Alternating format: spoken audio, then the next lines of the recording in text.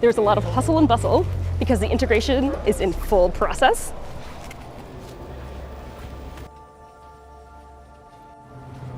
Just look at NASA's James Webb Space Telescope. Its gold mirrors are definitely its most stunning feature. And yeah, that's real gold. Humans have a long history of searching for gold and using it in their most prized possessions.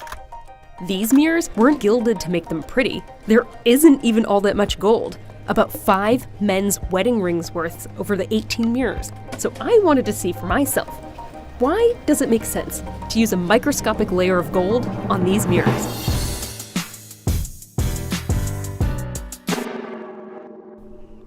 So our everyday mirrors tend to use silver or aluminum as their reflective material.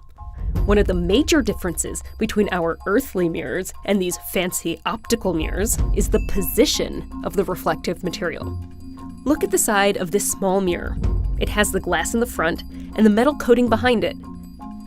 That glass actually traps a tiny amount of light and creates what we call a ghosting effect.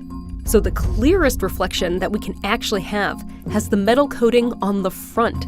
Dentists and hygienists also use front surface mirrors to get an accurate look at your teeth. The position of the reflective coating might make a sharp observation, but the kind of metal also matters too. There are a couple of reflective materials that really excel at reflecting infrared light, which is how Webb will observe. Aluminum reflects 85% of that wavelength of light, silver up to 95%, and gold up to 99% of all the infrared light that it encounters.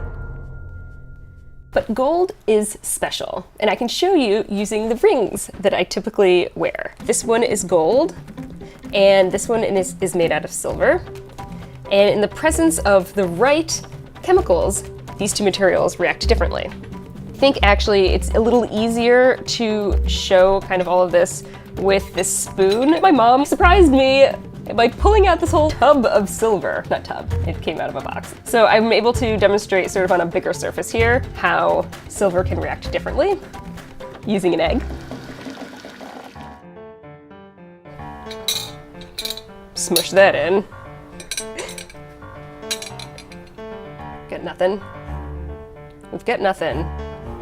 So what we have is a really fast reaction between the sulfur in the egg and the silver, and it creates a new thin layer on the spoon of silver sulfide. Silver might be great at reflecting infrared light, but it tarnishes so easily. Not only does gold reflect more infrared light, but it is also one of the most unreactive metals.